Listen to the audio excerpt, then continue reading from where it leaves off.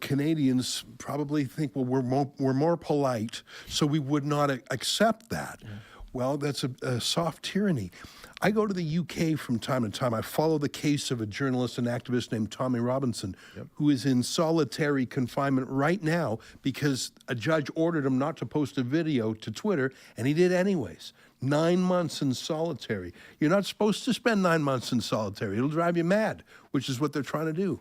I come back every time, and I say, when I go to the UK, it's like I've got this dystopian time machine. I can see our future if we don't correct the path. I say, well, we're 5 years down the road from the UK. Maybe Americans are 10. But I would, the cases that Chris talked about in Brazil, maybe there's no way an American would say, well, that's just like us. No, Brazil's hard to understand. They speak a foreign language. It's very far away. You probably don't know anyone from Brazil. But you know people from Canada. You probably know people from the UK. And I would say study that. Because I put it to you that the UK used to be wonderful for free speech, but it's eroding. And there's a bunch of reasons for that. The Times of London just did a study. On average, every day of the week, 30 people in the UK are arrested for something they do on social media. 30 a day. Evil. How far till America is there? We were talking about this a little bit before the show, and you mentioned, or someone mentioned, that it's possible that not even 30 people in Russia are arrested per day. In Russia. For social media. Social media posts. I wouldn't be surprised. The UK... Look, they've got some real issues of race. Now, granted, in Russia, Putin kills people, so it's not to say that Russia's better than the UK. The UK doesn't, people poison themselves. I thought. No, I don't believe it. I think Putin's actually the culprit behind that stuff. But it does speak to the UK may be softer in its punishment, but it's not more lenient to people that break the rules. If there was a Russian named, I don't know what the Russian of Tommy Robinson, but if there's a Russian Tommy Robinson, a journalist sentenced to 9 months solitary confinement for putting a video on social media, I think he would be championed by Western civil rights groups, no? Amnesty International, the like. Why did we turn a blind eye to him? But you don't have to pick Tommy Robinson. I mentioned 30 a day. Douglas Murray is spot on in the UK. He says that there's some massive problems because of race and mass immigration, and they have a phenomenon there called rape gangs that I don't want to talk about at length now. Douglas Murray says it's very difficult to talk about those primary problems, to fix those primary problems. So the government prefers the secondary problem of people being rude and people being mean on social media. It's easier to arrest someone who talks about a rape gang than to stop the rape gang. And Douglas Murray is right. If I understand correctly, there are problems with policing the rape gangs because they're afraid of being called a racist. And some of the rape gangs have been in operation for upwards of a decade. Is my understanding correct? It is.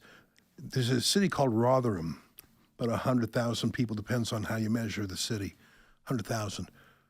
So there's 50,000 women in that town. And then do the math, how many women between a certain age? 1,400 girls were raped in that town. 1,400. And they kept it under wraps for years. And later there was a government inquiry. How the hell did this go unreported? And if you look, I read the report. You can find it online. Just type in Rotherham, Rotherham, inquiry. Again and again, the nurses, the social workers, the police, they all said, I was afraid I would be called racist because 80% of the rapists were Pakistani Muslim men, and the girls were white working class girls. So it was the perfect storm of political correctness. If you complained about it, you would be called racist. And so they didn't complain, and thousands of girls were turned over to these rape gangs for years. And you know how what they're doing about that now is they're working with Netflix to make the show Adolescence available for everyone to watch there, despite the fact that it's taking one very specific issue and making it about something completely different, mainly what they call incels. And that is rife with problems of its own. A 13-year-old kid is the subject of the show, and they're calling him an incel. A 13-year-old kid has no business being, having sexual intercourse in the first place. Incel means involuntary celibacy. You should not be even hoisting that phrase on a kid, first of all. And second of all, the kid was, in the story, the kid was being bullied by the girl that he killed. So she was bullying the kid mercilessly. That has nothing to do. You avoided the central fact. It's based on a black killer, and they made him white in the Netflix. The creator of the show didn't specify any one incident, so that's not necessarily true. But you're right, but you're not right. But the point is that Keir Starmer is making this a huge part of like what's going on in Britain right now. Literally prescribed this. Exactly. And what you're saying is that you're saying that they're focusing on one thing when what they should actually be focusing on is something else. They're distracting you with this when the problem is something much, much different, much more easily defined, but much, much harder to talk about. Yeah, it's tough over there, and there was a horrific stabbing in a town called Southport. Someone went it was a Taylor Swift themed party for young girls.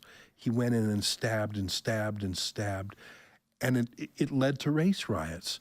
Yes. And Keir Starmer, the Prime Minister, who used to be the chief prosecutor of the UK, set up 24-hour-a-day courts to pack through as many people as possible. No, I'm not talking about the stabber.